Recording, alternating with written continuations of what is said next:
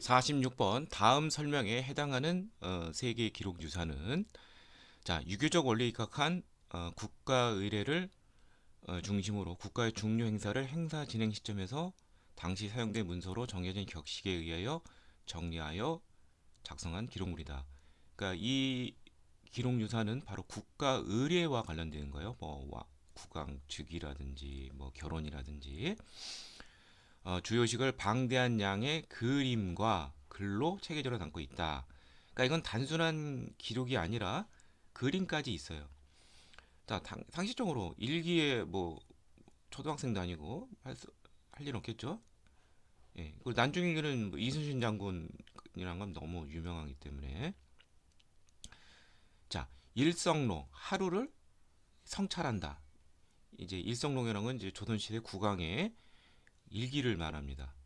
예. 그러니까 이것도 아니에요, 일기. 따라서 정답은 조선왕조 의궤가 됩니다. 여기 괴라는 거는 뭐 궤도 뭐 이런 말이 있죠.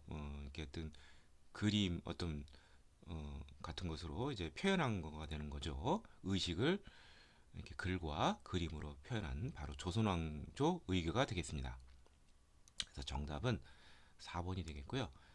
자, 요게 전부 4개가 공교롭게도 유네스코 세계 기록유산입니다. 한번 정리를 해보죠. 자, 우리나라의 유네스코 세계 기록유산에서 유명한 게 바로 조선왕조 의궤. 자, 국가의 여러 행사의 절차, 의례를 글과 그림으로 기록한 괴범이다. 네, 2007년 유네스코 세계 기록유산에 지정됐다. 자, 승정원 일기. 승정원은 이제 왕의 비서실, 왕명 출납 기구이죠. 따라서 굉장히 어, 기록물이 많겠죠. 들락날락. 그래서 바로 승정원의 일기가 되는데 굉장히 기록의 어떤 사실성이 강해요. 무슨 조선왕조 실록도 대단하지만 승정원 일기는 좀 더 객관적입니다. 사료로서 가치가 굉장히 크죠. 이것도 2001년 유네스코 세계 기록유산에 등재가 됐고요.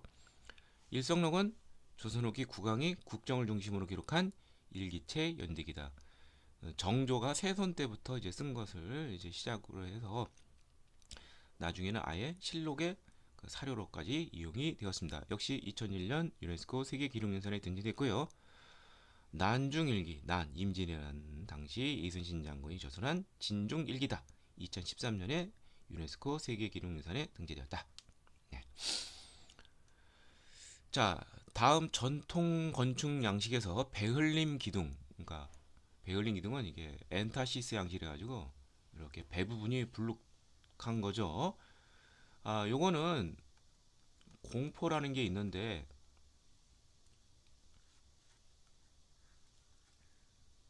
이제 주된 기둥 위에 그 이게 치장하는 게 있죠. 뭐 이렇게 보면은 이거 공포를 이 주된 기둥 여기 기둥 위에만 둔 거죠. 요 사이사이에 두는 것은 이제 다포 양식이라고도 하는 다포 형식이라고 하죠. 자, 다른데 이건 뭐 시험 문제 굉장히 자주 나와요. 베열린 기둥은 이 주심포 양식하고 꼭 같이 알아두고요. 고려 후기 때 세 개 꼭 외워둬요. 노래하듯이 경북 영주 부석사 무량수전, 충남 예산 수덕사 대웅전, 그 다음에 안동 봉정사 극락전 이렇게 외워두시면 되겠습니다. 구례 화엄사 곽강전은 조선 후기 17세기 이후에 만들어진 그러한 건축물 양식입니다. 요거는 다포 양식이에요. 예. 자, 그래서 요 세 가지 니은, 니을, 디귿. 예. 그래서 정답은 4번이 되겠습니다. 자, 주심포 양식 다시 한번 얘기하지만 영주 부석사 무량수전, 안동 봉정사 극락전, 예산 수덕사 대웅전 요 세 가지를 꼭 알아두시고요. 다포 양식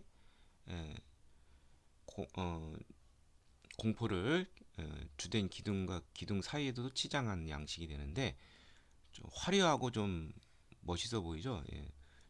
정전, 궁궐의 정전 조선 후기, 조선 시대 요게 다 다포 양식인데 경복궁, 긍정전, 창덕궁, 인정전, 창경궁, 명정전. 그다음에 조선 후기에 사진 대부분의 양식, 예, 통도사, 대웅전, 아까 나왔던 화엄사, 각항전, 법주사, 팔상전, 불국사, 극락전 등이 있습니다.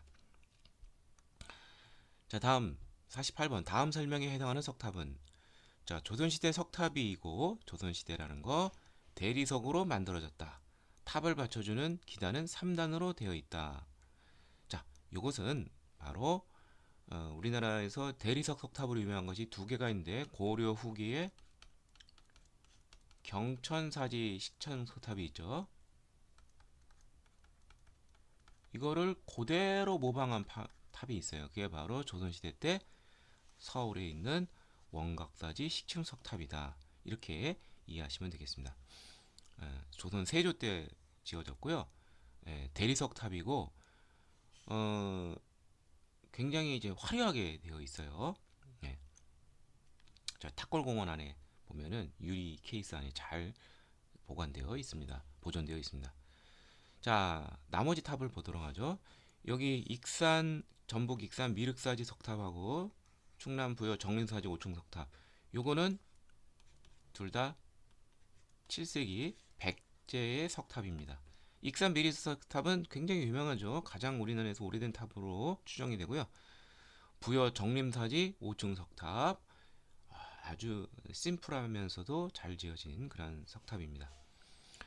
그 다음에 이제 충주 타평리 7층 석탑은 일명 이제 9세기 통일신라기 때 탑으로 추정이 되고요. 충주가 이제 중원경 우리나라 강원도에 있다고 그래서 중앙탑이라고도 합니다. 네. 그래서 정답은 원각사지 식중석탑이고 이거는 경천사지 식중석탑을 그대로 모방을 했다. 대리석탑이다. 네, 이렇게 정리하시면 되겠습니다. 자, 다시 한번 정리해 보죠. 서울 원각사지 10층 석탑 우리나라 국보 2호입니다. 네, 고려시대 때 지어진 경천사지 10층 석탑을 모방했다. 조선 전기의 대표적인 석탑이다. 세조 때 지어졌죠. 익산 미리스 석탑 국보 11호고요. 한국의 남해석탑 중 가장 오래된 석탑이고 백제 무왕 때 만들어진 석탑이고로서 석탑이지만 목조 기법 아주 그 목조니까 석재보다 좀 더 아주 더 세밀하게 조각을 할 수가 있죠. 그런 기법을 사용했어요. 예, 석탑이지만 목탑 모습을 많이 가지고 있다. 다음 부여 정림사지 5층 석탑 7세기 백제시대 석탑으로서 백제를 정벌한 당의 소종방에 의해 평제탑 백제를 평정했다. 뭐 이렇게 불리기도 하는데 이것도 역시 목족탑 형식이 좀 많죠. 왜냐면 믹스탑하고 비슷한 시대니까. 그러면서도 간결하면서도 우리나라 석탑의 기틀을 마련했다. 충주 탑평리 시층석탑 국보 6호 일명 중앙탑이다. 통일신라 시대 석탑으로 추정이 된다. 자, 49번 유네스코에 등재된 무형문화유산을 모두 고른 곳은 자, 이거 요즘 우리나라 유네스코 유산이 자꾸 해마다 계속 추가가 돼서 외우기가 상당히 힘들 거예요. 그래서 자주 거론되지 않는 거. 좀 객관적으로 생각하기에 좀 약간 문화적 가치가 좀 약간 다른 것보다 이게 좀 떨어지지 않을까 한번 생각해보면 자, 여기 보면은 간일이라는 게 있어요. 간일이라는 게 갓 있죠. 그 뭐 양반 갓 뭐 이런 거 모자 이거를 만드는 기술이에요. 예. 그 정도는 뭐 그거 갖고 이제 그런 기술 가지고 유네스코 무형 문화유산에 등재된 것은 제가 알기로는 없는 걸로 알고 있어요. 무슨 뭐 예? 무슨 나전 칠기 뭐 그런 기술 뭐 그런 거 국가적으로는 그게 국가 무형 문화유산은 될 수 있지만 유네스코까지는 될 수가 좀 힘들어요. 그래서 비읍은 확실히 아니에요. 그래서 이거를 들어간 걸 다 빼보면 남는 것은 3번이 되겠습니다. 자, 그래서 보면은 강릉 단오제, 영산제, 앞서 문제에서 에서 나왔었죠. 영산제 49제 중 하나, 천도제 중 하나. 줄다리기도 들어갔고요. 해녀문화, 한국의 탈춤도 등재가 되었습니다. 간일만 빼면 돼요. 자, 그래서 정답은 4번이 되겠습니다. 자, 한번 정리해보죠. 유네스코 무형문화유산. 우리나라 이제 국가무형유산 1호가 이제 종무요 제리 및 제리학이죠. 똑같이 이게 가장 먼저 됐고요. 판소리, 좀 나왔던 강릉 단오제, 강강술래, 남사장놀이, 뭐 이런 거 등등등등. 가곡, 대목장, 매사냥 쭉쭉쭉 나오고 아리랑도 돼 있고요. 김장, 농악, 줄다리기도 돼 있고요. 해녀문화, 최근에 한국의 탈춤까지도 등재가 되었습니다. 자,